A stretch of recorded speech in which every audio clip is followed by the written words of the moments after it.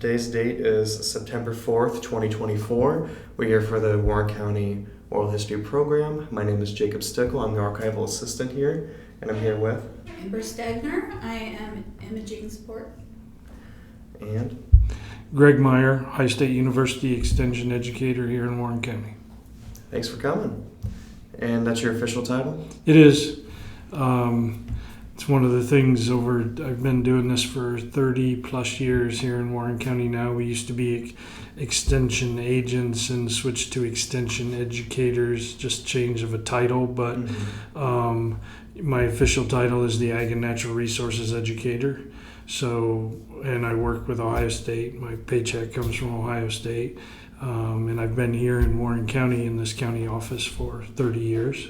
All right. And you said since, we should probably get into that later, but were you born around the area? I was not. I was born in Sandusky County up in northern Ohio. Yeah, Cedar Point. Cedar Point. I tell people I just switched amusement parks. But yeah, we used to go to Cedar Point in the summer. I grew up in Sandusky County. My dad was a high school teacher. My mom worked in a bank. My grandparents had a small farm. And that's kind of how I built my passion for agriculture. I went to Ohio State, got a bachelor's degree in animal sciences from Ohio State, and eventually for this job got a master's from Ohio State as well. So graduated college, worked in Pennsylvania for their Farm Bureau for about a year. Moved back to Ohio and worked in west central Ohio, Augley, Shelby, Mercer County area for about 3.5, 4 years there. And the extension agent in that county I got to know pretty well and said, you need to become an extension agent. You talk too well and teach too well. You need to get involved in this. And position came open in Warren County, and I interviewed and I got the job. And 30 years and change later, I'm still here. All right. And I suppose that you said your father was an educator himself. You were inspired by him to come along here? To a point. When I went to Ohio State, I thought I was going to be, he was my ag teacher, FFA instructor. And here in Warren County, we don't really have FFA. In most of our high schools, we have a small chapter in the Career Center, and then Clinton Massey just started a few years ago, which is technically across the border, but we have a lot of kids that are there. So I thought I wanted to go be a high school ag teacher. That lasted a quarter at Ohio State when I figured out that I probably wasn't cut out to teach teenagers every single day. I get that opportunity now on a part-time basis working with the 4-H program, but I much prefer, my end was the adult education of it. So I got a degree in animal science because I have a passion for livestock. My grandparents allowed me to to have a beef cow herd on their farm. Oh, so I had a small herd, grew up with it, decided I wanted to go to campus to Columbus to do something in ag. And then basically animal science degree led me to a couple different paths within agriculture. And now I'm here. Kind of as I am on a statewide basis, I am a livestock forage specialist, but here in Warren County, I'm kind of a jack of all trades and a master of a few. I feel like you would have to be, yeah, because they're just not, yeah. We have a lot of, when I checked out the census for Warren County, a lot of it was crop related as well. I'm sure you have to do a lot with that. Yeah, my primary job, I am a jack of all trades. So when we start thinking about what I do on a day-to-day basis, my primary and probably most important job is to work with our farm community. And if you look at Warren County, 256,000 acres in the county, about 40% of it is still involved in production agriculture. And that's decreased over the 30 years I've been here as development has occurred. But agriculture is still an important industry in the county. We've got close to 1,000 farms. Most of them smaller. Most of our farmers actually have off-farm jobs. They're not full-time farmers. So, and a lot of it is just today's world. We have a lot of farmers that drive school buses for the healthcare, for those kind of things. From that end of it, we have one side that works the farm, and the spouse works someplace else to have the healthcare and insurance and all those kind of things from that end of it. So our ag community is. We do have quite a few full-time farmers, but we also have a lot of more of a part-time. It's a lifestyle. It's just that passion to be involved in agriculture from that end of it.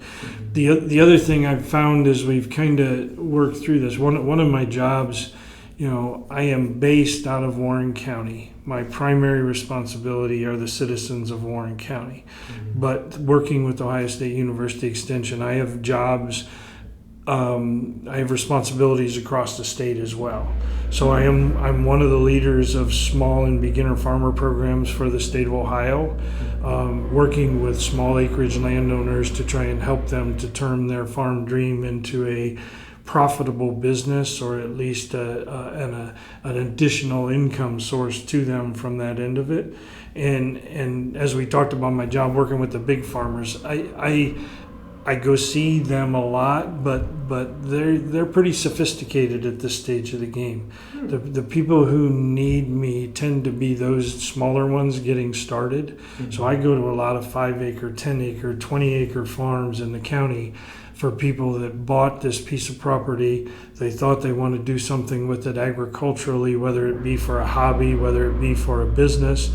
And I work with them to try and get them started in the business, trying to treat it like a business. So I do those activity type things across the state of Ohio as well. We've got Farm Science Review coming up in 2 weeks. We've got a huge display that we put up there for small farms, beginner farmers up there, with some hands-on demonstrations and some different things that people can do. So I work with the bigger farmers, livestock, crops. I work with those smaller farms, those hobby farms, and I also work with homeowners. I have a couple of messages on my desk right now that I've got to get back to, that my lawn is brown, and what can I do about it? Well, the classics. In September of 2024, we're in the middle of a drought. Everybody's lawn's brown, so that's going to be one of those questions that's going to come. Birds are dying all over the place, supposedly. Well, yeah. It's a drought. They don't have any water. It's challenging to be, for wildlife in 90-something degree heat when we don't have the moisture and the plants have all dried up and there's not as much to eat and those kind of things. But I deal with all kinds of things: yards, vegetables, fruit trees. As I said, I'm a jack of all trade, a master of a few. But being from this county, other than when you get that weird invasive species that's come into town, the questions just are about the same from year to year. That why did my tomatoes not look good, and why is my lawn bad, and why are my trees turning brown? So I deal with a lot of homeowners from that to try and help them to, in some cases, more understand what's occurring than necessarily to solve it. But if there is a solve, I work with them to try and do that. So I suppose you must get a couple people from Soil and Water saying, hey, this person's a hobbyist, or this person's an up-and-comer. They would throw them your way? Soil and Water and Extension in Warren County are tremendous partners. We work together on a lot of different projects based upon our specialties. I have no hesitation, if the issue is related to drainage, to send it to Donnie and Tanner over at Soil and Water and do that. I have no issues if somebody needs to have a rain garden put in because they got a backyard that just stays wet all the time.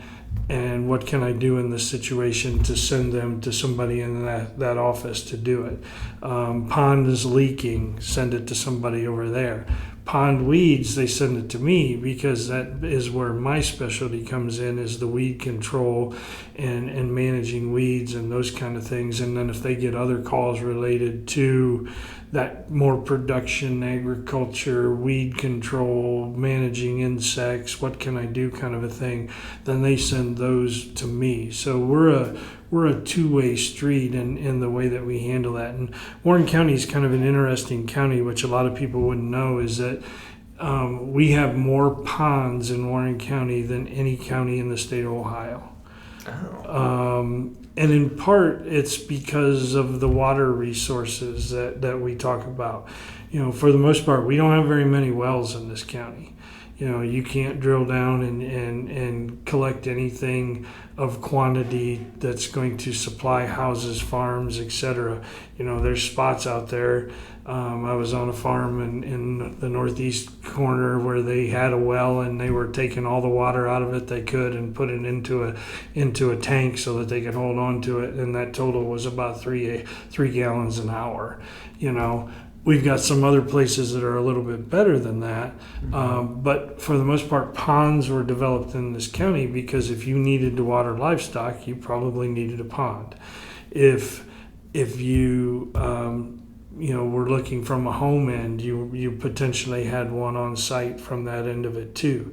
And then over time with development, as we've put more houses in, we've developed the retention basins and detention ponds where we're holding water. I mean, Land and Lake technically was a detention basin that was supposed to hold water from the construction and everything and only have about 4 feet or so of water in it. Well, then they wanted it changed, so they redug it out from that end of it. So we have ponds all over the place, and I deal with those issues with that as well. When I walked into this job 30 years ago, Dave McElroy, who was with Soil and Water, came into my office on my first day and said, "The extension guy always teaches weed control at our pond clinic." And I said, "Great. I know nothing about ponds, but I'm willing to do it." And I said, "When is it?" He goes, "It's tomorrow night." I said, "I guess I got something to learn between now and then." and I've been dealing with that from that end of it. So when you said working through questions, are we comfortable? I'm comfortable in a whole lot of different spots. I talk with people one-on-one. I've spoken in front of crowds of 1,000. It doesn't really make that much difference to me. I'm willing to talk and to teach and to hopefully help people to help themselves to make their lives better. And that's really what my job is. That's always good to hear. And it comes across in how it sounds like you're almost at one of your seminars or workshops a little bit. And that works fine by us. I mostly set them as guidelines, these questions. Like little things that we didn't touch on, like we didn't say what year you started. Was it 92? I started in 1994.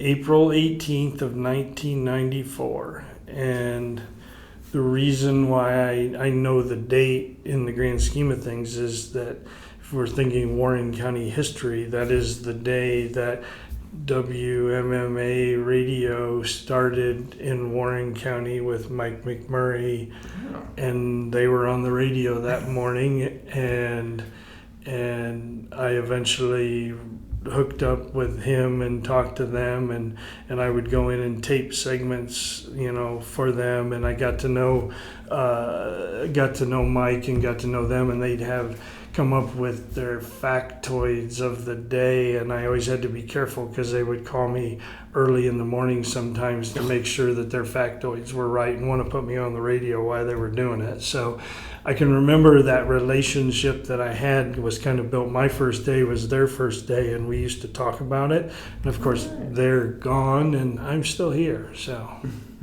looking for new ways to reach different people, then. Well, Warren County is kind of an interesting county from that end of it. If you think about the history and everything that kind of goes on in this county, we're one of the fastest growing counties in the state, one of the fastest growing counties in the country. And realistically, we have no newspapers, we have no radio stations, we have no TV stations. And you think about some of the smaller communities that are around us. Clinton County, some of those, they have little radio stations. That little one that if you're 10 miles outside of town, you can't pick it up anymore, but they have it. Yeah. It's kind of interesting that the way that media has developed in a county that is as populous as us, and the way that news gets out to people. If you lived in if you live in the northern part of the county, back when people used to get newspapers, you got the Dayton Daily News. You live on the south side, you get the Cincinnati Enquirer. For a while, we had the Western Star. You had the Western Star with Brown Publishing, and you would pay for it, because originally when I came to town, I basically had a weekend to move. I thought everybody has a paper. I pick up the Western Star. I look for the apartments. There's 4 of them in the whole thing. I call one of them. The guy says, yeah, come over. I rent that apartment. I lived there for 10 years. I wasn't married. Didn't matter to me. It was a place to be when I got started here in the county. And then that kind of went away, and eventually that was the one that got thrown at the end of your driveway, and eventually, for the most part, that's kind of stopped at this stage of the two. So the challenge, I think, as we've gone through this, pre-social media, pre all the different ways you can use the Facebooks and all those kind of things, was how do I get the news out to people when I don't have a local newspaper, when I don't have a local TV station, and I don't have a radio station anymore to be able to do it. So it's kind of a juggling act, and for the most part, because of those facts, I maybe don't do quite as much of that media as maybe some of my colleagues in other counties do that have their own little radio stations and stuff. I've focused my efforts in a different way. I mean, they have their own. It's just how you juggle your resources. Yeah. I've seen a couple posts related to what you do in your workshops on Facebook, for one. And of course, I saw you talk a little bit online through Dayton Daily News' articles. There's different ways to do it. And what are some of the different ways you've actually, do you get calls often? You've been established for so long that you might even get calls from locals that asking you to talk about this or that. Yeah, I do. I probably, between Warren County programs and the state of Ohio, I probably teach 60 to 80 classes a year across the state, and that doesn't count my one-on-one work with people and just the non-formal education that you do. Some of it set up by myself, where we'll have things like that. We do a winter home horticulture series here in the county. We'll do 2 or 3 programs with my Master Gardener group that we put on, and I'll teach a class there on growing tomatoes or growing prize-winning vegetables or taking care of your yard or those kind of things. So I will plan some of those kind of things. From a farmer end, I'm tasked with teaching safe use of pesticides and how to control weeds. So I do some of those programs. We just had that estate planning type program for farmers here in the county, and I have small pieces of that. I teach a lot of different topics, and I'm willing to do it. And then my colleagues will ask me to come if it's an area of specialization and come teach in their county too. It's one of the great things about Extension is that we have a very good partnership of educators with different areas of specialization. So mine is primarily related to livestock forages, but from a homeowner standpoint, I wrote the chapter in the Master Gardener book on lawns, so I know enough about lawns to be dangerous. I teach classes on fruit and vegetables at other different places across the state. So if they need somebody to come teach their Master Gardeners about lawns, I may grab them and make them come and teach about chickens. Even though I'm a livestock person, chickens isn't my area of specialization. It's much more cows, goats. My kids show goats at the fair, so we're involved in my family's involved in the 4-H program too, and I work with a lot of 4-H'ers on educating them on on selecting animals and feeding animals, and I work at the fair to try and organize things for them. One of the interesting things I get to do from I said at the beginning I didn't want to teach teenagers full time, but I enjoy the sporadic work with them on areas of that I like. So I coach the livestock judging team here for the 4-Hers in the county, and this year we had like 20 kids that participated, and we practice in the spring and the summer, and I teach them how to rank animals, how to evaluate animals, and part of that is the real purpose is to teach them how to think and to communicate and those kind of things. And our kids had a good day in Columbus at our state competition, so I've got 4 county 4-Hers that are going to be representing Ohio at the National Western in Denver in January, judging out there. So, and I've worked with that group for 30 years. I mean, I've got kids, and I'm starting to get close to grandkids that are cycling back through some of the programs that I've been here so long. Is that getting a little scary for you? It makes you realize how many people that you've gotten to know in the 30 years that you've done this, and that I was talking to somebody in the grocery store, and in 30 years I know a lot of people, asking them if they had any kids that were still showing. They said no, but grandkids are about 3 years away, and it's like, okay. And the interesting thing to that is that my wife and I live here in Warren County. I didn't get married until late in life. I'm in my upper 50s, and I have an 8-year-old and an 11-year-old at home.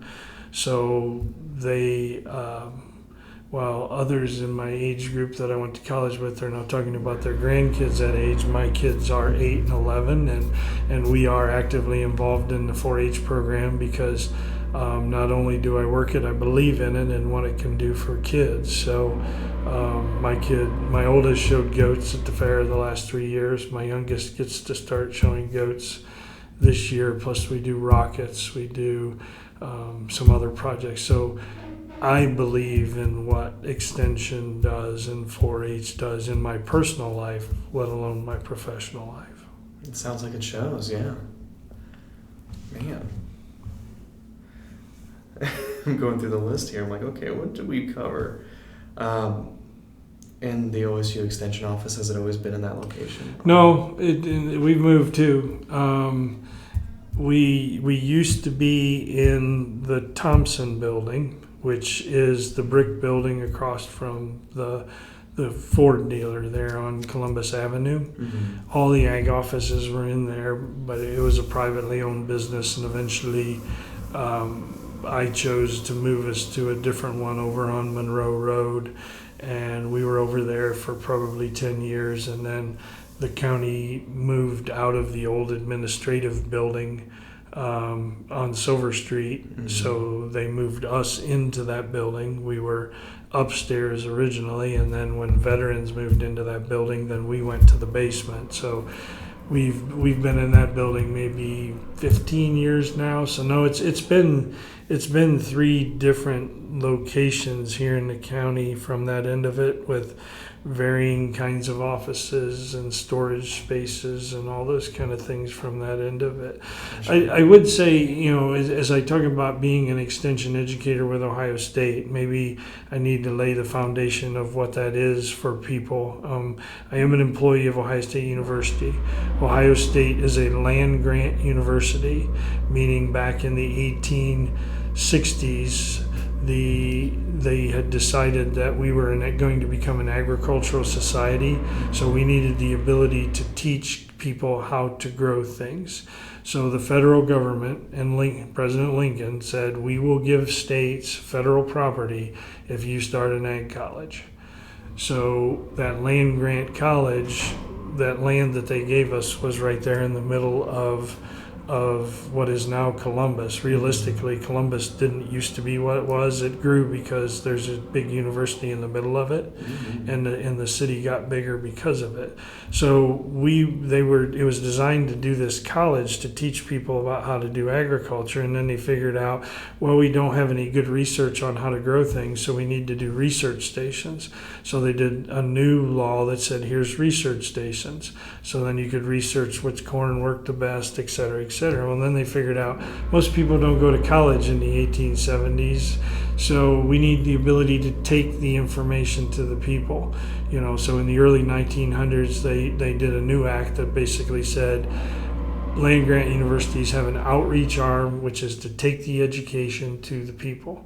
So land-grant schools have a three-legged stool of education for college students, research, and then an outreach arm that's in the community. And I'm a part of that outreach arm that takes the good research and brings it to the people, hopefully to help them improve their lives and teach them how to do for themselves, so to speak. Much more directly, much better than just being cloistered in Columbus at that point. Yeah, I mean, it's. I used to spend a lot of time in Columbus, and I know one of the questions on as we work through is what did COVID do to us, and how did it change the way that we do business? Well, it changed the way we do business in some ways. With the extension, is that it forced us to start Zooming and start to do teleconferencing a whole lot more, because you got people all across the state and you weren't allowed to be in a room together. So all of a sudden, the use of Zoom for meetings very quickly took over, to the point that it hasn't really changed. I don't go to Columbus as much as I used to. I have way more meetings than I ever used to, because now people decide they want to have a meeting that just said, let's do a Zoom. So I have way more meetings than before, but I don't have to drive as far in order to be able to get them accomplished. So that's one of the ways that we kind of changed with when COVID came along. And the other thing it gave us the opportunity to do is to finish some projects that we weren't going to be able to get done when I've got to pick the phone up all the time and talk to people. So one of the things that we worked on was an online training system for master gardeners. That's a full-blown course where anybody that would want to be a master gardener could come talk to me, and those are volunteers in the community that help with education on horticulture and projects that we do. There's now an online course that was finished during COVID, and probably would have never got finished if we didn't have basically a 9-month time period where nobody could do anything but something like that. So there was a lot of bad to it. I would never want to go back to it. 4th grade math was hard, but there were some beneficial things that we as educators across the state and OSU Extension were able to do still to try and meet the needs of the people. I put one of the biggest events I do is I help to run the Southwestern Ohio Beekeeper School, which is education for new and moderately experienced beekeepers. And we, at the time, COVID has changed meetings a little bit too. We don't have quite as many people that like to go out as much as they used to. But when we were in the middle of it, I would get 400 people to come to this beekeeper conference, and that's all I could take. And the place would fill up in 2 weeks, and I'd have to turn people away. And because of the interest in bees and pollination and pollinator plants and all that stuff. So they have still big interest in it. It's just changed a little bit. Well, COVID hit 2 weeks before I was supposed to do that, and I had to cancel it on the fly. So I very quickly arranged for a online program where I had a couple of my beginner teachers teach classes through Zoom. And we did it the same way again the following year then too. And now we've gone back to the in-person stuff, and I had about 300 people this year that attended. So How many different classes do you have over like a set time? It's an a la carte one-dayer that we do. We've been doing it down at the Oasis Conference Center down in Loveland is where we've been doing it because it's just got nice space and they work with us pretty well. But it's a la carte menu of 12 to 16 classes where you'll do an hour time period and there'll be 3 or 4 options that you could pick from.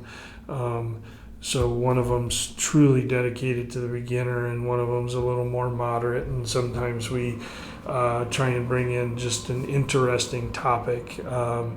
We used to have a chef in Cincinnati that worked for a 5-star restaurant down there that was also a beekeeper and kept bees on top of the high-rise in Cincinnati. And he would cook with his own honey in the restaurant. He loved it. And I got hooked up with him, and he would come and do cooking demonstrations with honey there at the school, and he'd always get a nice crowd because he gave samples. There we go. But he moved to Atlanta, so we don't do that anymore. So. Shoot. That's really cool though, the amount of connections you can make just by making a conference over a specific hobby that people have done for a while. I still see beekeeping down through. I used to take 48, and I used to see people just having their signs displayed and saying they have honey for sale. Oh yeah, well, and we still have them, and we have a local bee club still that's pretty active at Warren County Beekeepers, and they do some education and work from that end of it. I mean, I'd say that it's the interesting thing about this job. I mean, in terms of it's my job to be in the public. It's my job to work with not only the people, but to work with our legislators to help them to understand agriculture. It's just my biggest. Whenever somebody new starts in this job, in my role in a different county, and they say, "What do I need to do to be successful?" And I just say, "Well, become one of them. Get involved in the community, know where the farmers eat breakfast, go to the farm sales and auctions, do those kind of things from that end of it. Just get connected to the people, get connected to."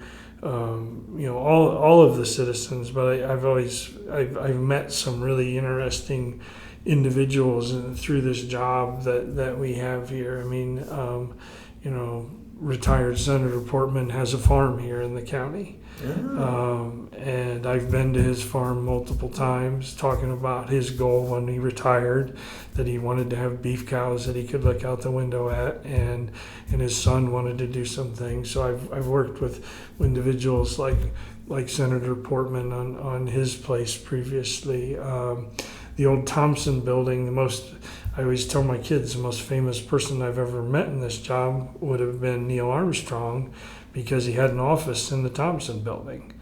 And he would show up there maybe once or twice a week, and he'd go in and sit in there for a while, and then he'd come back out. But I had the opportunity to meet him a few times, not with long conversations. He didn't talk much, but enough to say, "Hi, Mr. Armstrong," and he'd say hi back to me. But I still say that's the most famous person I think I've ever met. So I don't think you get very talkative up in space, so it makes a lot of sense. Yes. That's pretty wild. I didn't know he had an office there that he went to often. It was just a little like one-room office up on the top side of the Thompson building. In fact, the funny, my secretary backed into his car one day. So how did that go over? It was fine. He was a very, very nice gentleman, and no issues. It was an accident. He had no problems with it. But it is kind of interesting because when I would have started in that job, people figured out that he had an office in that building. And when the 25th or 30th anniversary of the moon landing came, I mean, New York Times and USA Today and all those places are calling trying to find him, and he was pretty hidden at that stage of the game. And they'd say, "Have you ever talked?" I talked to somebody from the New York Times, and "Have you ever talked to him?" I'm like, "Very briefly." He goes, "What can you tell me?" "Not much," you know. But he had a farm out on 123, and that farm still sits out there. Right. From that end, there were dairy cows out there, and I've been to that farm now because the guy who rents it to run beef cows on it, I've been out there. So there's just an interesting connection of some really interesting people that have come from Warren County that in some cases I've had the opportunity to meet. So That's really fun and unexpected. I wouldn't have guessed that. Do they? I suppose they don't keep an office firm there anymore, but no. What's something that people don't? Well, I guess we already covered something you don't know, but is there anything else you'd like to add? Oh, probably not. You covered so many that I had to skip over daily tasks and duties. Yeah. So, is there any different programs you'd like to highlight, like the planning for the future of your farm workshop that I saw? Well, I think, we highlighted the beekeeper school, which is interesting, and I run the Master Gardener volunteer program, which is basically here in the county of trying to take the education of one and spread it to a few so that they can spread it to many. It's kind of the purpose of a lot of the things that we do with Master Gardeners, with 4-H, with those things within Extension. There's only so many hours in a day, and if I have a group of quality, well-trained volunteers that can help me in my mission to educate people on how to grow food at home and those kind of things from that end of it, then that's value. That the planning for the future of the farm workshop that we did this spring was really important. I think that not only in the ag community but in all communities, we don't take the time to plan for the future so that our assets can be handed down. And when you're talking about a farm and you're talking about hundreds of acres, thousands of acres potentially, and when you start thinking about the potential tax bill on something like that, if it's not handled properly with an attorney, with contracts, with wills, with all those kind of things, all of a sudden you can get a family that gets put into a position where they have to sell instead of be able to keep because they can't afford to do it. And one of the most important parts of my job, I teach people how to control weeds and how to take care of bugs and how much fertilizer they need. But at the base level, we're trying to help these individuals to have profitable businesses. Yeah, ultimately. And because every farm in this county is a small business. Mm-hmm. Some of them are big businesses, but everyone is a small business. And it's providing income, it's providing food, it's providing opportunities. This local foods thing is big. People want to know where their food is. The reason why we have multiple farmers markets around the county.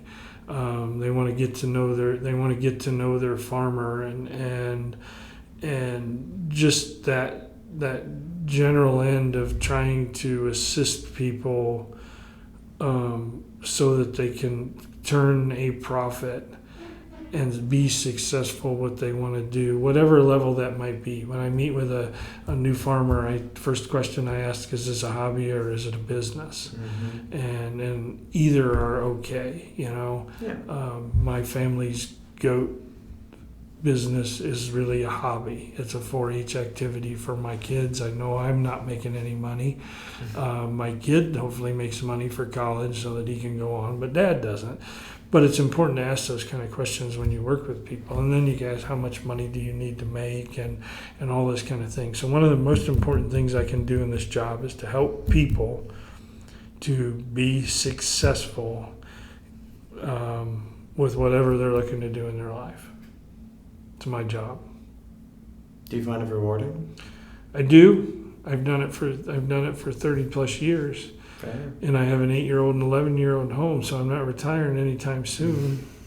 So they would probably, by working for Ohio State, I do have an advantage of potentially some tuition opportunities for those if they choose to go to Ohio State. But, if I was to have them say what's the most important thing about Dad working for Ohio State, they'd say the fact that you can buy football tickets, Dad. So it might be sad if I don't have that opportunity anymore. Oh, yeah, that's what they want that's why they want to keep you in there. Yeah. Like, just in case. Do you find many challenges with the public? Sure. Dealing with the public always has its challenges. You mentioned outreach, but anybody giving you difficulties over challenging your expertise over topics like cattle or weed control? You continually are in that situation where people would disagree with your what should be an educated, research-based opinion. They may still disagree with what you finally decide that you think is the problem and potentially how to solve it.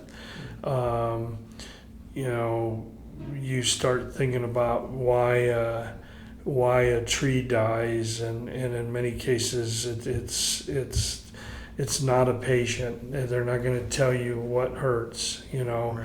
It's all of a sudden the tree just dies. And one of the things I always tell people when I look at a dead tree branch is it's dead. I can't really tell you much.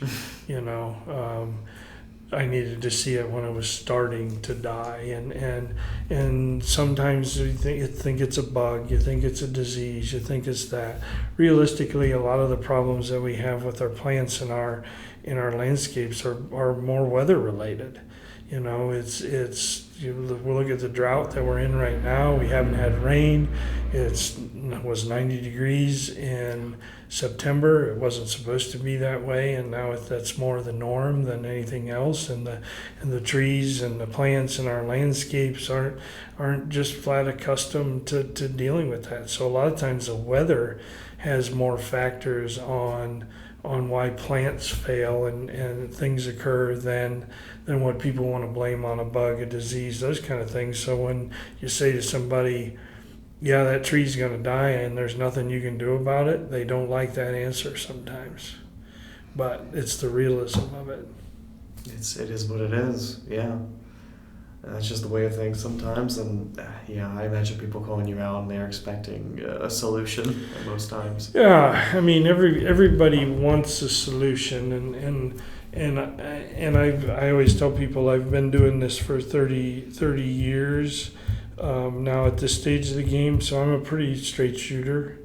Maybe when I was a little younger and maybe not as sure of my answers, sometimes I would try and tell people that, oh yeah, maybe that tree's going to make it. Well, now if I know it's not going to, I'm more willing to say, no, it's not going to make it. And it's the bedside manner maybe has changed as I've got older to be a little more direct and to the point. In part though, because you get into working with plants or animals or those kind of things, and you can spend a lot of money to try and get one to come back to health that really is just not gonna come back to health. It's kind of like a chicken. Chickens, I can buy a new chicken for $5. Do I need to go to a vet for $75 to try and help this chicken that isn't doing well, or should I just buy a new chicken? And sometimes that's a little tough for the chicken owner or the plant owner to get that I'm bringing a pragmatic view of it sometimes, as opposed to the fact that it's a special chicken or a special tree or those things. So sometimes people don't agree with me. I can sound like a hobbyist that would get pretty agitated one of their chickens being hurt, that they feel. Well, it's true, but they're still livestock. Yeah, So. Yeah, it is what it is. That's how people treat it here. Are there any coworkers or managers or anybody else that you would say had a big impact on you? I think that there's been a lot of people in my extension career that have been important to me as we've worked through. I mean, when I started the job, Kathy Michalik was our family consumer science educator, and she really helped me to get a good start into what we were doing and introduced me to a lot of people in the community to try and help me to be successful from that end of it. So locally, she's probably the one that was important in my success, and she didn't work with farmers. She just helped me because she understood what our job was. But statewide, I have a wide variety of people that I've worked with over the years that have brought where I can take what I think are their strengths and hopefully try to incorporate into what I do from a program standpoint. So there's been a lot of people that have been important. Absolutely. You got to take, I mean, that's what mentorship is, right? It is, and when you're around as long as I have been in extension, I've probably been the mentor to official mentor of 10 or 12 different educators across the state, where you are trying to impart your wisdom to them, hopefully, so that they can be successful and view this as a long-term career.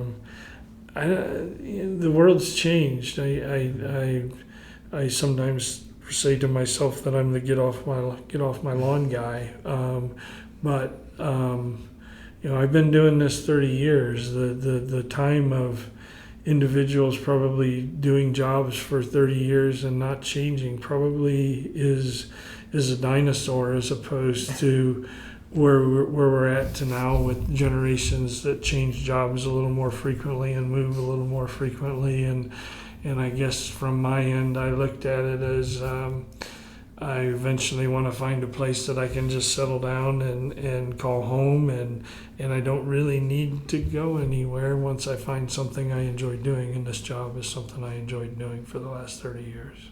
Fair. And then that mentality feels a little more rare nowadays. Yes. But thank you for sharing.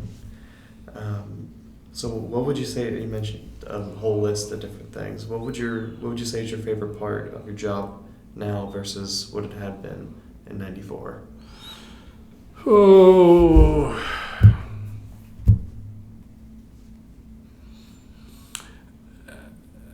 it's actually, I mean, to a point, it's a little bit of the same job.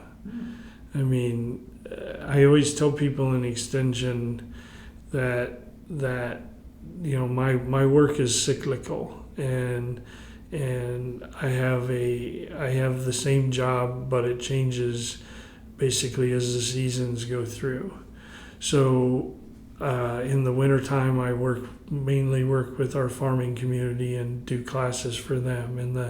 In the spring, I work with homeowners because their yards don't look any good. In the summer, I work with our 4-H'ers. In the fall, I go back to doing farm science review and working with our farmers again, and then lots of meetings in the winter. And that's kind of what my schedule looks like every single year. Now, are the things I'm teaching the same? No. I mean, it's changed, but the audience and the cycle of my work life is kind of the same from year to year, but every day is not the same. I mean, 2 years ago, armyworm showed up from down south and started eating all the grass in Warren County, and I had 50 phone calls in 2 days and spent a week out on golf courses and turf farms and stuff looking at armyworm, trying to figure out how we were going to solve the problem, but I didn't have that on my calendar, but it came up, and pretty soon everything that was on my calendar went away, and 15 years ago, emerald ash borer showed up in the county to kill all the ash trees, and you get a phone call from the Ohio Department of Agriculture that says, hey, we're doing a media blitz in your county because you're the first county in Southwest Ohio to have it, so you need to be there, and we're doing it today. I'm like, okay, so I'm going to go home and get a suit on, and because I'm going to be on TV. And that was a terrible thing for a lot of people, that their ash trees were going to die or they were going to have to spend money on it, and it was. but I to this day though I say to me personally it's the greatest thing that ever happened, because the media specialist that came to town to talk to the media, it turned out to be my future wife. That was the first time I ever met her. So something came out of it, but that's a part of this job, is that I have a normal cycle, but it's never quite the same every single day, because something could occur, a new disease, a new bug, a new problem, and basically I have to be willing to drop everything at a hat and go try and figure this issue out for our growers, for our homeowners, for whatever it might be. The new one we got right now is box tree moth. It's basically chewing all the leaves off all the box trees in southwestern Ohio. That's a new one. And it just came whacking on the door, and boom, okay, now we got to deal with this. And that's the biggest part of my job that hasn't changed, is that, on a year-to-year basis, I tend to do the same things, but on a day-to-day basis, I don't. It's whatever's hot right now is what I go do. And the things I'm teaching are different. The equipment that I have to talk to people about are different. I mean, we've got people in the county now using drones to spray their crops. We've got drones to do their field inspections, whereas in the old days we'd talk about how you needed to get out of your truck and walk out into the middle of the field in 95-degree heat and take a look at stuff. Yeah. Well, now a lot of our technology in agriculture's changed, so I have to be prepared for it to teach it, but at the base level I'm still just working with my farmers. That's a fun little comparison then. I didn't know about the drones being used to spray and even expect. Oh yeah. Interesting. You mentioned a couple memorable projects already, but is there any other ones you'd like to list out? Well, I think one of the interesting ones that I had, and this one's been a long time ago, and quite honestly, no changes were made because of the program that I did, but Extension put on a program for Butlerville and Pleasant Plain down there for their village councils to talk about their wastewater treatment issues that they were having in that area, in terms of how could they move waste off of properties. Does it make sense to build a sewage plant, to do something down here to help these residents down here?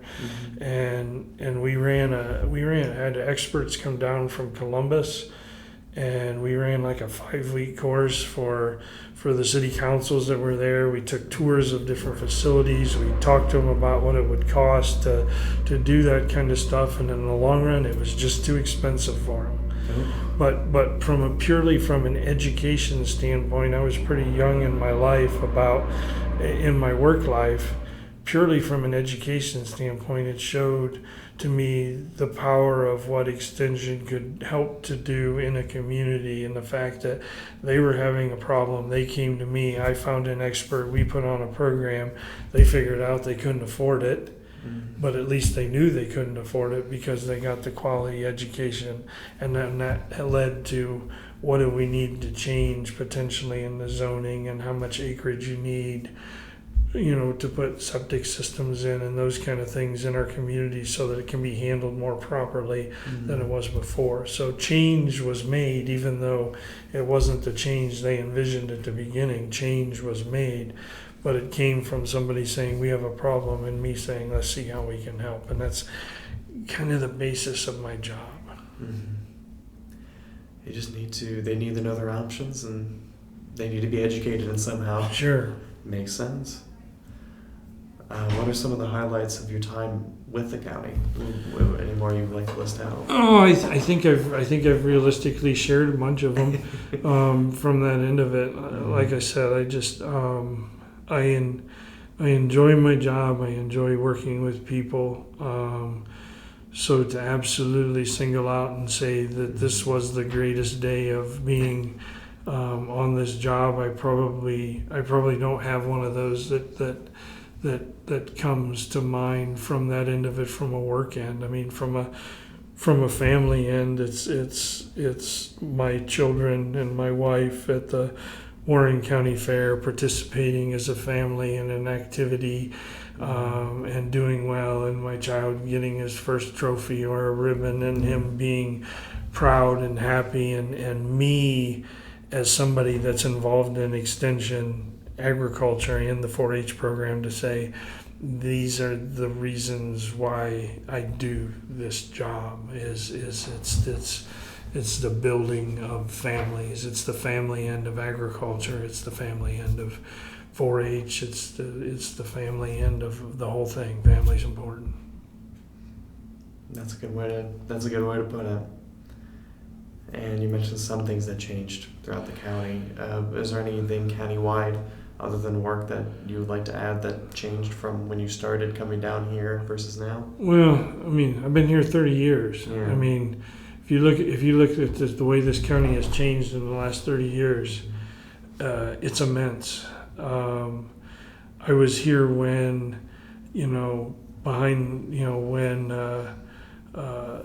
back behind Lebanon High School, which used to be Lebanon High School on the corner of Miller and 48, was a farm field. And it ran all the way up and down Miller Road, and now there's houses in there.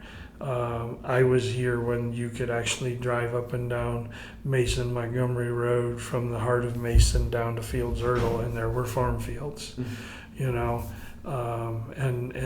now to go from point A to point B, you can't see a farm field in that area. I don't think anybody would have ever envisioned that the number of people that live and drive in that part of the county in terms of the infrastructure and all those kind of things. In some ways, we just weren't ready for the boom that occurred, and so the changes in just the way land use have occurred in the county, and just that relationship between agriculture, that rural urban interface of I want to move to the country, but why do you have to spread manure in the middle of the summer while I'm living out here in the country and you're ruining my thing? So that sometimes that interface of those two communities coming together can be a challenge, and it's important to me to try and educate people on normal farming practices, but it's also important to realize that you moved to Warren County because you felt like it was a great county to be in, and it still has a rural atmosphere like it does. But part of that rural atmosphere is because there's still farming, and there's still tractors that run in the middle of the night, and there's still dust, and farmers have to get places on the road, so they make you back up behind them in order to do it. So sometimes that working relationship between the rural and the urban is different. I always tell people, because I teach a class for leadership Warren County on ag in the county and land use issues in the county, and I always tell people that your perspective of Warren County in some ways is based upon how long that you've lived here. Because the person who's lived here a long time can sometimes get the attitude of there's just so much development, too much development, the farms are going away. Whereas the person who moved here, that moved out into the country and has their 5 acres, 10 acres, or even a rural subdivision, or even says, boy, this is great. This is open space. I can be to a farmer's market in 5 minutes. This is just such a great rural kind of a feel in Warren County. So your perspective is based sometimes upon where you're at. The group that says close, I'm pulling up the drawbridge and no more can come in, to compared to, oh no, we all need to come in because this is the greatest place to be in the county. So your perspective clearly changes based upon your history in the county and what you've seen previously, and I just realized, because I know it's just my job, and I teach and I help with zoning, and I work with the zoning department on some things here in the county, that zoning and planning and growth need to be planned. But it's going to occur. We live between Dayton and Cincinnati. But the one thing I would say to that, to say that agriculture is going to go away, is I say no, it won't. 40% of the county is still in ag, and there are certain parts of this county based upon infrastructure, based upon roads, based upon water, based upon sewage, that will never be fully developed. So agriculture will always be an important part of this county and will provide jobs for a lot of people.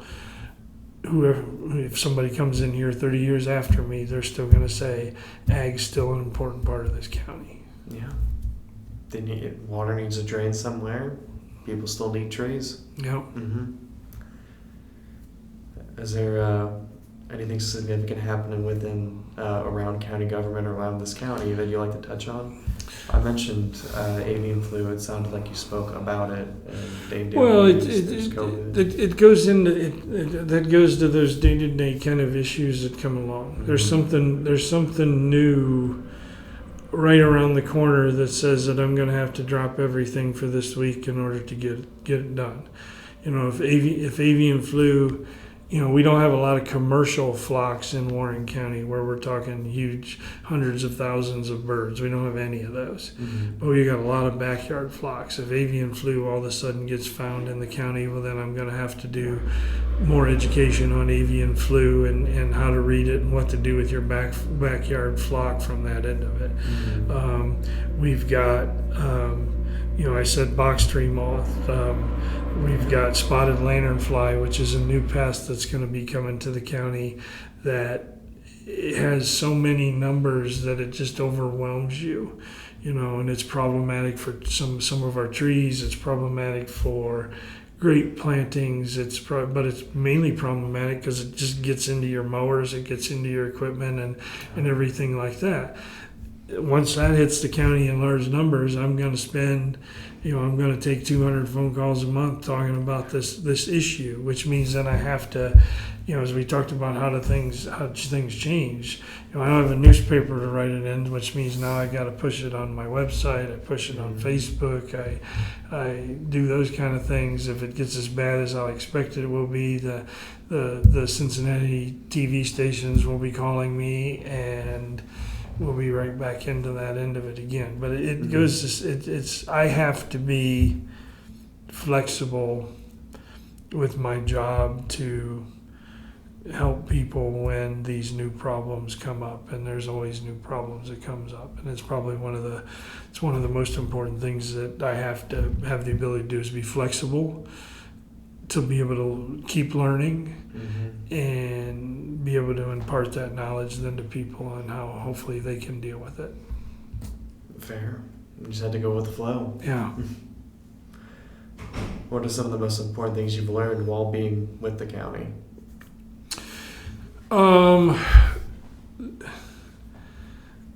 I think it's just the most important. The thing that I wouldn't trade are the people that I've gotten to know in Warren County, the professional and personal relationships that I've developed over the 30 years that I've lived here are probably without question the most important things that to me that I've developed. This job's a people job, and you can get information anywhere, and that's dangerous to a point. Because all you got to do is hit your phone and say Google and say, how do I fix this? And you Google it in, and anybody out there can say, you do this. And it's my end to warn people to a point to say, no, get good research-based information, get the EDU, get the work with people that actually do the research so that you don't end up doing something that's more harmful in the long run. So that's part of my role here is to continue to push that good education. But without question, the best thing about this job has been the people. It's been a good county, a good place to work, and I'm not going anywhere. It's where I'm going to raise my family, and it's where I'll be until I get to retire. Fair. Maybe I'll talk to you again over 20, 30 years, depending on what's going on. I hope it's not that long. What advice would you give to any oncoming coworkers or staff? Well, I said it, but I think for this job, because it's a people job, is you just have to become one of them. You know, you go to where they're at. Go to the little diner where they're all eating breakfast, and some of them have come and some of them have gone in my time period. But you know when. But that was always one of the things was taught to me. So I would eat, particularly early. I don't do it as much anymore, but early I would go eat a lot of breakfast in a lot of different places. So Hey, nothing wrong with a good mom and pop diner. exactly. Is there any additional information you'd like to share about your time here? Nope, I'm good. All right. Well, thank you for coming, and well, this will conclude the oral history. Thank you. Okay, thank you.